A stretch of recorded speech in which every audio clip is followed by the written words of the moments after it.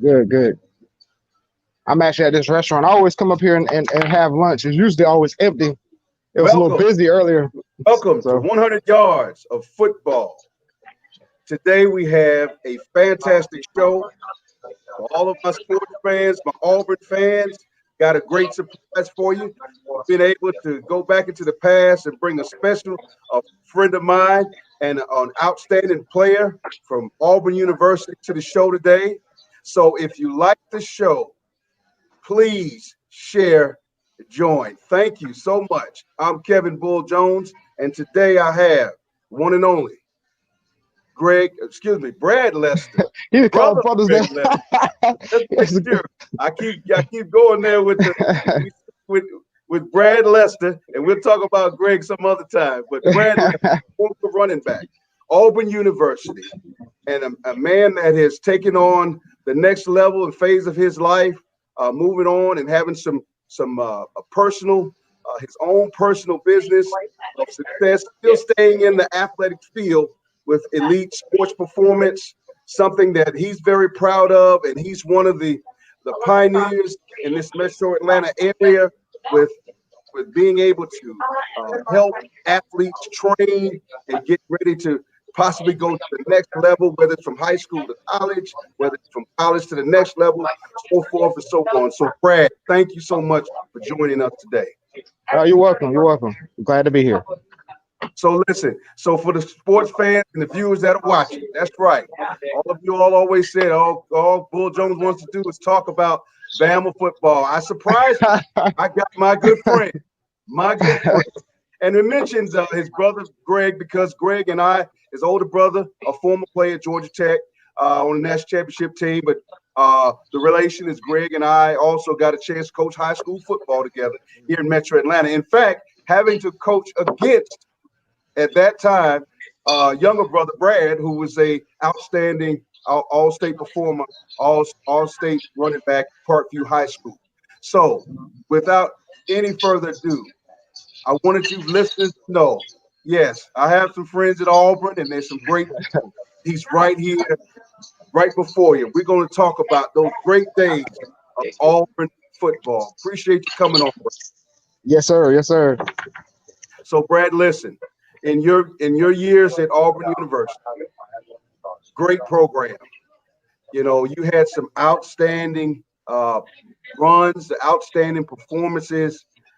Talk to me about what are some of the best things you remember in your career being an Auburn Tiger. Uh, One of the main things I can say is, it really learned to teach you how to fight because, week to week, you don't know if you're going to get a chance to actually, get the carries that you want or, get the playing time that you want because we had so many great running backs in the backfield at the same time. So to be able to get on the field there, it taught you something different because you got to think, leaving from the high school level, you may be only competing against one other guy. And then, once you get the spot, it's your spot. At that level of football, you never know year to year, they bring in the best running backs in the country, so you never have a solidified spot each year. So it teaches you how to grind and teach you how to fight. I'll say that's the biggest thing I took from being at Auburn. Even into the real world today, like business wise, it's taught me how to be super competitive. Even if someone is, another company is doing better than me, it still teaches me to worry about what I got going on and focus on pushing harder myself.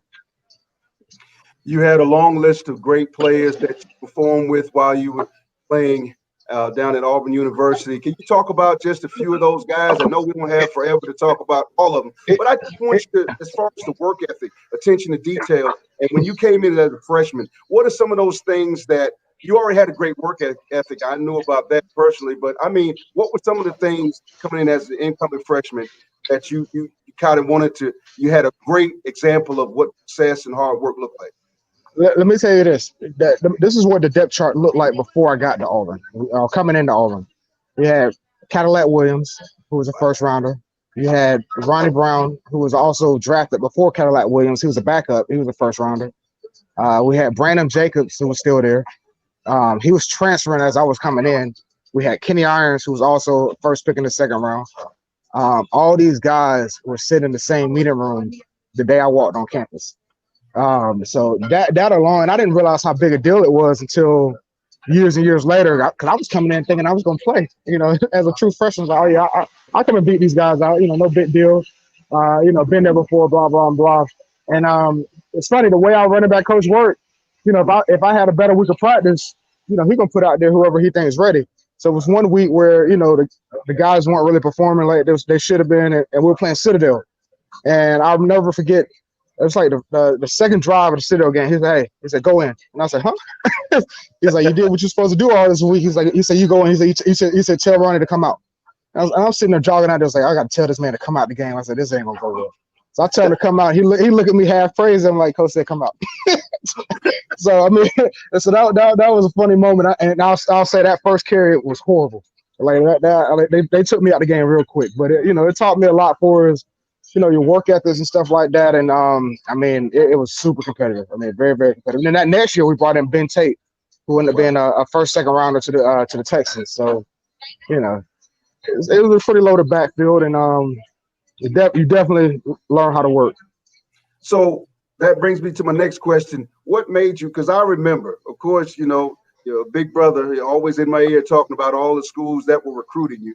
So I felt like I was I was the other big brother, hearing about all the schools recruiting you. What made you decide to sign with Auburn University? To be honest, it probably it's a couple different scenarios of why. One of the big ones was Cadillac and Ronnie. I never seen them play before until I went down on a visit, and I was like, man, I said, I went on a visit to all these other schools, and I said, I'll start in front of these guys right away. But then I went down to Auburn, and I saw them play, and I was like, wow. I was like, okay, I got a lot to learn. I got a whole lot to learn. So I was like, I want to learn from them too. And that was kind of one of the big things for me. If I had to do it all over again, Auburn probably would not have been the school for me.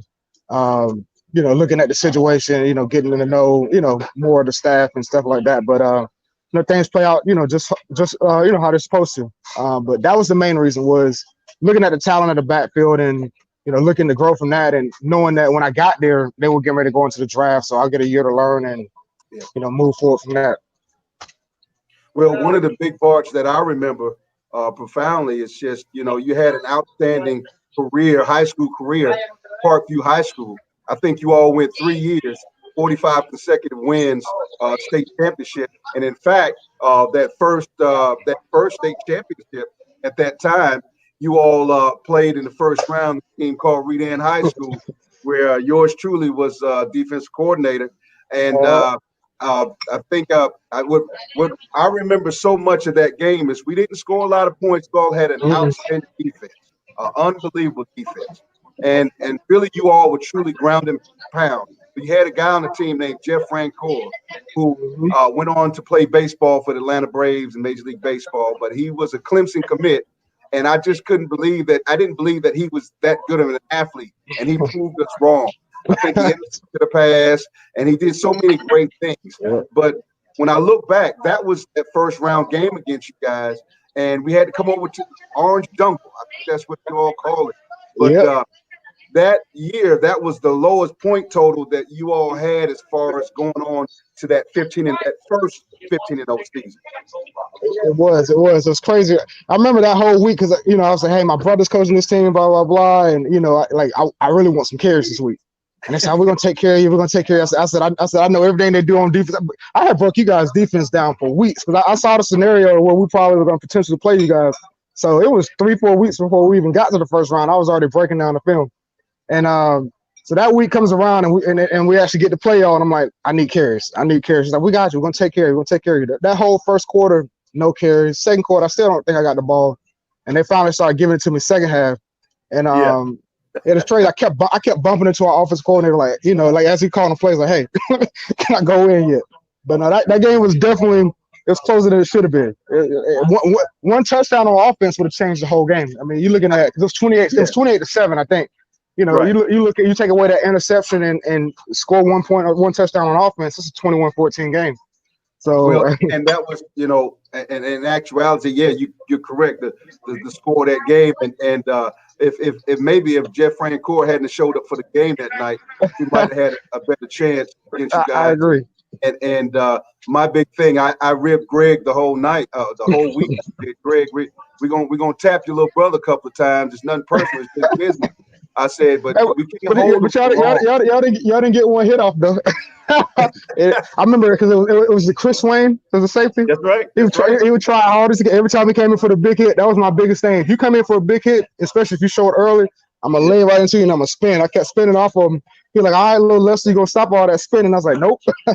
Y'all ain't about to hit me. Oh, that's You're bad. right. I was only about 135 pounds back then. I was like, nah. That's right. You were small, and I figured, Yeah, and the ironic part about it is is yeah. is, is coach, your head coach Cecil Flo, was my coach at Redan High School back I in the didn't know year that. when we won the state championship. So that's just the kind of connection that we all had. And even though you went to Parkview on us and didn't come with us to Redan, we still had mad love for you. So yes, Yes, your sir. Parkview years, and then you went on to have a prolific career as far as yards rushing and touchdown. And I just thought that was just hats off to the work you put in. Because at the end of the day, a lot of people don't see behind the scenes what goes on, the training process. And that's what I really enjoy about what you're doing now, When I tell because people about the training train turned when I that tell over. people about the training aspect, like it's crazy to cut you off. Like it's days where it's a Friday night, 2 in the morning, everybody out partying. They're like, "Hey, you coming out tonight?" Blah blah blah. I was like, "Nah, I'm good." And they'll pass by the facility and they'll see somebody on the hill. They'll be like, "Who the hell is I'm running on the hill at 2 in the morning on Friday?" And they'll pull up and they'll be like, "Bro, what you doing out here?" I said, "Man, I'm just trying to get ready for the season." It's like it's Friday night. I said, "That's all right." I said, "While you partying, I'm gonna work." I said, "But when I see you, I'm gonna see you on game day when we start scrimmaging. I'm gonna be right." So yeah, it's a lot. And it's a lot of players that actually take that approach of like working while everybody else is playing. And I think that was the biggest part for me is that there'd be times where I come in extra in the weight room. They like get out the weight room. It's like you already worked out long enough today. You don't need to work out no more. Those are the guys you usually see do well and see make it is the ones that put in the extra work. And after they have the long workouts at the school, they take a quick break and then they get right back in and do a little extra more. Even if it's just technique work, working on your ball skills, Right. work on balance. It's always something that you can be working on. That's not gonna overtrain your body. So, And in defense of what you do now with your own business as far as sports performance, elite sports performance, the part that I try to tell people, because there are a lot of other people that have ventured down this lane with athletes and high performance and training people. But what I can honestly say about you, because I know it personally, I've known you for so long, everything you're talking about that you're training people to do, you've done it, and mhm. it was always innate. It was part of what you do. It wasn't that okay, the NFL career might have been important, or now you got to find something else to do. You actually, Right. I watched you do this from back in your high school days, the training, and it's magnificent to see where you are now, as Mhm. far as having your own business and having some options, I might add, on, at this point in time, you're your own proprietor of having your own success. So talk about what you started and the many people that you've had a chance to work with your sports performance company. Talk about that. I'll start back when I'll start on the other side. What got me into it?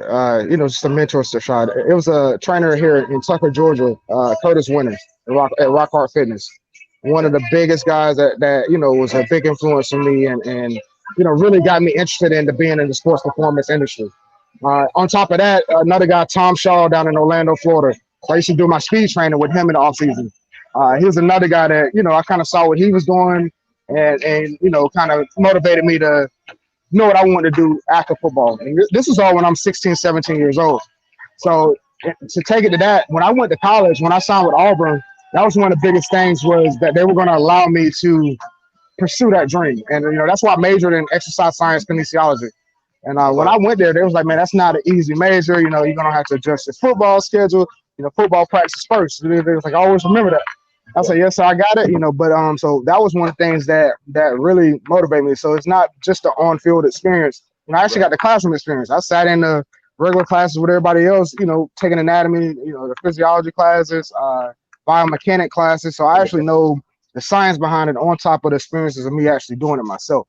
And then from there, I just kind of just slowly got into the training industry after my last year in the CFL, and One of my first clients was Alvin Kamara. So at the time he was at Alabama. And I was training him. I was training him over at Hebron Christian Academy. And I remember we had a talk one day. He was like, "Coach, it's like I don't know what's going on." I was like, "What you mean?" I was like, "Just got to keep grinding and working." He said, "I'm number 6 on the depth chart." And he said, "My coach wants to move me to cornerback." So I said, "Well, how do you feel about the situation?" I'm not comfortable with it." He said, I don't want to play corner." I said, "Well, you gotta make some first decisions on if you want to stay there and grind it out or if you want to leave." Right. And that's when he decided to go to Tennessee. And he was at Tennessee as a backup for 2 seasons and came out into the draft, took a chance to come out to the draft. I advised him on that. I said, "Man," I said, "I think it's time for you to leave school." And he said, "Thanks." I said, "You leave school right now, you'll be a third, fourth rounder at latest." Took a chance. Now he's with the Saints, one of the best running backs in the NFL right now. My next client after that was Chris Carson, who plays for the Seahawks. He's also another Part B grad. And see what's crazy. All these guys got stories behind them, and that I told them, one day we all gonna sit down and do like a little documentary. It's like Auburn. He struggled when he was at Alabama. Chris, actually, when he came out of high school, he was signed. He was committed to Georgia. He was committed to the University of Georgia. His grades weren't good, and he had some other stuff going on, and had to go to junior college. When he came out of JUCO, I said, "Man, we need to sit down and talk." I said, he's like, "What's going on?" It's like, "I don't think Georgia's a good fit for you." And he said, "Why you think that?" I said, "They got a guy named Todd Gurley who's the starter right now." I said, the backup is Sony Michelle, and by this time nobody knew who Nick Chubb was, but I knew about Nick Chubb. I said, "They got this other guy that's number 3, Nick Chubb." I said, "Nobody know about him yet." I said, "But I've seen him." I said, "I think you're just as good." I said, "But it's just the fact of he's already in the system. Basically, you're not Todd Gurley's not gonna lose his position unless he get hurt. Sony Michelle," I said, "he's the next in line because he's been waiting." And I want to say they had another running back. It was a Keith Marshall or something like that. They had another running back that was in the running too. And then right after that was Norsham. I mean, they had a stable. So it's like, I don't think it's a good fit. So he didn't really have a lot of offers on the table. And I talked to Glenn Spencer, the defensive coordinator at Oklahoma State. He's like, "Man, I want him up here now." And he flew right down, made it work out, signed him. And, even at Oklahoma State, Chris was a backup. He wasn't really the starter. So he got, his carries, maybe had the most he had maybe was 500-600 yards in a year. And the Seahawks picked him up in the 7th round. And when they picked him up, I said, "Look, man," I said, "There's a chance you want." I said, "You ain't." I said, "Being a first, second rounder, cool." I said, "But to be able to get drafted and get a shot to make it on the roster," I said, "Man," I said, "just show them who you are. You go out there and focus and do what you do." And now we're sitting here 3 years later, and he's going on to his contract year, about to make a lot of money. So a lot of money. So and then next guy is a little right. I told him he better look out for me after he made that money. So but then now I'm now my biggest client now is your guy, your Alabama guy, Najee Harris. Yes. And he's I'm gonna tell you, not even on the field, just an off the field guy. I mean, one of the best guys you're gonna meet, man. And just to hear him talk, like after workouts, I ask them, what they get into, because I always try to tell them, make smart decisions, be safe out there. So I always ask what they get into after workouts. He said, "Man, I'm going home." I said, "Good." I always keep that attitude. I'll tell you this, how good of a guy is. He to this day, he said, "Man, I had maybe one drink my whole life. I don't drink. I don't go out, I don't party." I said, "Man," I said, "that's big." I said, "You keep that attitude and just focus on what you're doing, athletically and in the classroom." Because there's even a couple times we worked out, and he'll be like, "Hey, I got to go early because I got to meet with my tutor at this time." I'm like, "Hey, go handle that." I said, that's a good thing. I said, I say anything school related or practice related, I said, that always comes first. So already a crazy working athlete, but even better guy off the field. So that's what I like. That's what I really pride myself on getting, man. When these guys are making smart decisions off the field, and I'm like, I said that says a lot for me. Well, how did you all come together? Because you are known as in a stable of vintage top running backs at Auburn University, and then you got Alabama, Roll Tide, okay, and Najee Harris. So tell me how you all met up. Who made the phone call? Well, I know for a fact, but I want the listeners to know. For you expound on. It's crazy. Okay, so after we played the Iron Bowl game, we won that game, War Eagle. so everybody's rushing the field after we win the game, and as everybody's rushing the field, I see this guy walking off with his head down, and I noticed it was Najee. So I stopped what I was doing and walked over to him. Told him, I said, "You probably don't know me, and but I used to play running back at Auburn." I said, "I want to tell you, you're one of the best running backs I've seen play in person." I said, "Keep your head up." I said, you got a big future ahead of you. Don't let this get you down. And you can kind of tell it picked the spirit up right away. And then literally months later, I got a message on Twitter, and then that's when we started talking back and forth. And he was asking, if I was going to be available this all season to work with him because he felt like he needed to work on his explosiveness and his breakaway speed. And I never really noticed it until sat down and watched the film. I was like, man, I said, hey, this guy runs hard. I said, he got this and he got this. I said, but he hadn't tapped into everywhere he could be yet. So his breakaway speed now after the last 5 months of working with him is amazing. I mean, I for the size he is, they look NCAA. They better pray to cancel the season. I mean, the way he's looking right now, and the way he's I've never seen anybody move that fast at that size. I mean, he's right at 238, 239 pounds now, and he's a low 4.4 on the clock right now. And just the way his first step and his explosiveness now, and on top of how he likes to run, I mean, it's gonna be fun to watch. But that's how that whole connection came was just me just being giving a positive word, and I never expected to get anything from that. And then months later, I get a message asking, hey, let's do some work together. And I'm like, let's make it happen. And Coach Saban's been cool with it. Everybody's been cool with it. Now the fans got some backlash. Some from Auburn and some from Alabama fans. So Alabama fans said something smart, and I just ignored it. I'm like, man, look, I'm doing what I love to do. And then, Auburn fans, they'll say something here and there, but for the most part, all of them be like, you know what, that shows a lot of maturity. Because I could easily be like, oh, he Alabama guy, I'm not gonna work with. So, Absolutely. but it's not like that for me. So, I mean, I work with Auburn's running back as well too. I work with Tank Bisbee a little bit. So, I mean, it's I'm open for business everywhere.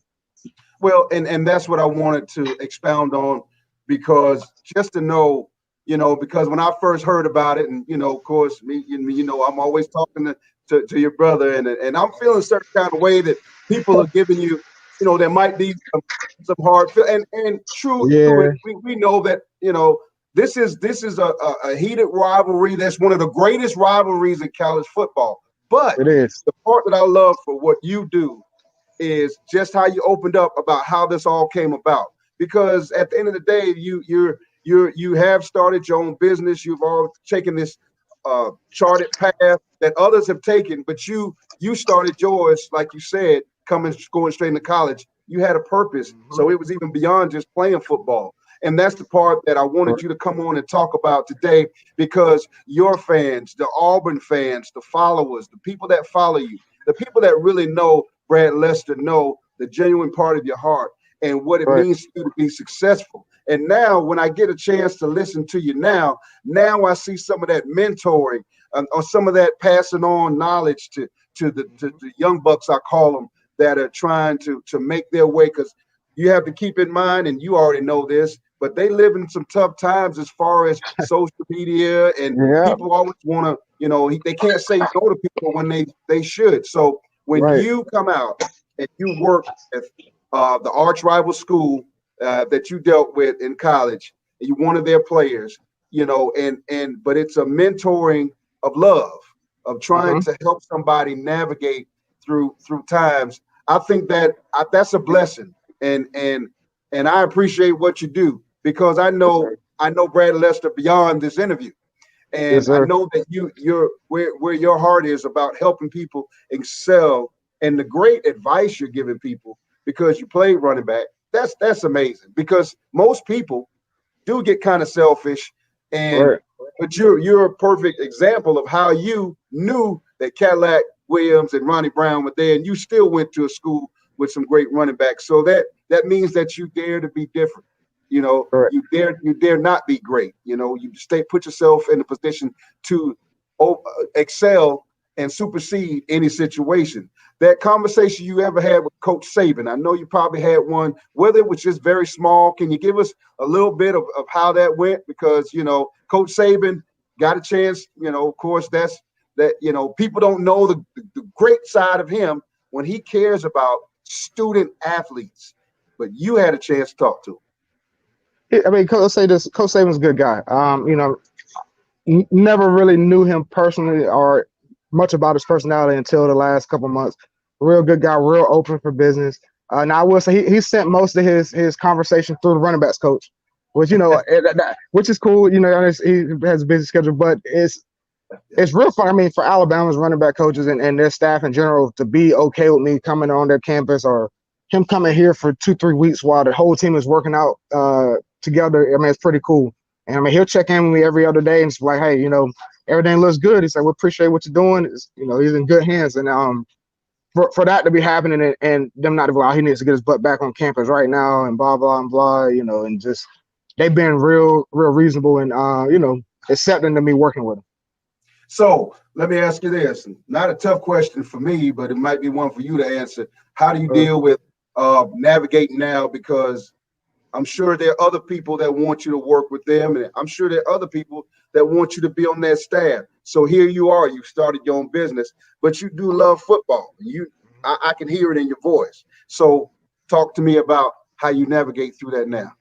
I'm actually having to deal with that now. I mean, I have a couple of schools that wanted me to sit down and talk to them about, being on their staff, and being on their staff full time, and me only being on their staff and not working with anybody else. So it's gonna make a tough decision for me. I mean, I worked hard to build up, where I'm at now. So it kind of makes it difficult to say, hey, let me throw everything away that I've already, built for the Right. last. When you look at it now, it's almost been 10 years. That's right. and say, hey, I'm just gonna only be here with this school, or do I come up with a plan to see how can I be an independent contractor for you guys, but then also still do what I do as well. So that's where I'm at now with Forrest having to make those decisions and seeing how I can navigate in that direction as far as still working for myself, but still working for schools, but not being tied down to just one school. Well, I tell you, when you figure it out, and the blessings that will come to you, I'll tell you right now, Brad, they come in peace, meaning Yes, sir. it will work its way either way for you because of all the work you've done previously and where your heart is about what you do. You love what you do, and on one note to that, you've got one protege that you train, your niece, who I understand is one of the Yep. top softball players in Georgia, and I have heard about the grueling workout she's had, and I've heard how hard she works. Can you talk about that for a minute? Because that's big I, stuff. I'm gonna tell you. I'm gonna tell you the workout. It's funny. It was me, my brother, my dad, and her. We all at one workout in the basement because this was during the pandemic. And this is when I knew. This is when I knew she was gonna be great. Or we hit that ceiling to push her to be great. She was doing these push-ups, and I know it was a lot. It was probably more than what she should be doing. And out of nowhere, she stopped in the middle of a rep, and she just started boohoo crying. And I was like, bingo. I was like, there we go. I said, because that's what it took for me to where I just had to have a breakdown. I was like, man, I can't do this crap no more. And like Right. when she was sitting there and she was crying for about 45 seconds. And I was like, that's all right. I said, let it out. I said, but we still got these reps. And she turned over and she finished her reps out, finished the workout, finished it strong, pushed through it. I was like, that's when we knew. I was like, all right, she's gonna be okay. Because before that, she didn't really like working out, or it's kind of like just show up on game day. But she started to see the benefits of what we were doing and what it really took to get there. And after that, man, she it's like she called me and my dad asking, hey, when's the next workout? When do I need to do this? What do I need to do that? Her whole focus has completely changed. Over the last 4 to 5 months, and it's crazy how that much of that small a time can make a huge difference. I mean, if you just look at how much she's grown, she's got the muscles Right. Yeah. now. Yeah. When she goes and hit the ball now, you hear a lot of pop behind it now. Even at shortstop, I think that's where her biggest game has changed. Her getting Okay. to the ball laterally is amazing now. But that's the hard work that she put in, and she should be proud of that. Because we're definitely proud of her. Well, I know you just like me with my son and their baseball, and I'm quick to want to. I want to see the results and show people what they do. But I can hear you're a proud uncle. But I've seen the videos of the work because her father's shown me the work and the grind, and I'm like, wow, I probably have to tap out for about 30 seconds, not 40, but I'd go Not 30. 45. But as soon as you press that button, I'll be ready to go. But I Yes, just want to, sir. I want to say thank you. Final thoughts on where you're going to take your business and your career in your company, Elite Sports Athletes Performance. Final thoughts on where you want to see that go and where you want to go. What does Brad Lester want I'm, now?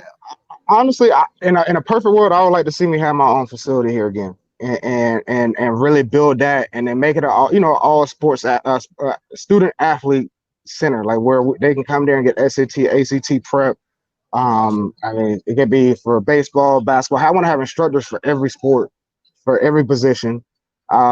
Make it a sports specific training facility and also a membership facility to where athletes can get a membership and just come in and work out whenever they want. That's my dream goal. Uh, so I'm actually trying to put some things in place with some investors to see if I can make that happen. If that can happen, that'll keep me in the industry full time. That's where I really want to be. And then really just hire trainers to bring them in and groom them and mentor them to do the same thing at some point. I know anybody that's works for me, it's not gonna stay with me forever. So I want to make sure I lead them in the right direction for us growing their own business. So. Well, I want to thank you, Brad, for being who you are in transitioning from being an outstanding high school football player, a very good, awesome running back, tough running back at Auburn University, where they had all those great running backs, and then after that, becoming the business person that you are, who's taking their degree, hint, hint, I say degree, and use it to your benefits to be able to be a successful citizen in society. And I mean that bottom of my heart because I've known you besides us doing this interview, and I respect what you do and how you do it. And that's why I wanted you to come on the show because I needed all the Auburn fans out there that talk about trash about me, always about wrong side. But I know some good Auburn people. Let me say that. And Yes, you sir. and right at the top of the list. And I want to thank you for coming to spend some time with us today. No, I appreciate you for having me. I really do. Thank you so much. Well, sports fans, thank you so much. Just wanted to tell you that if you enjoyed the show today, please share. We are 100 Yards Football Sports Talk.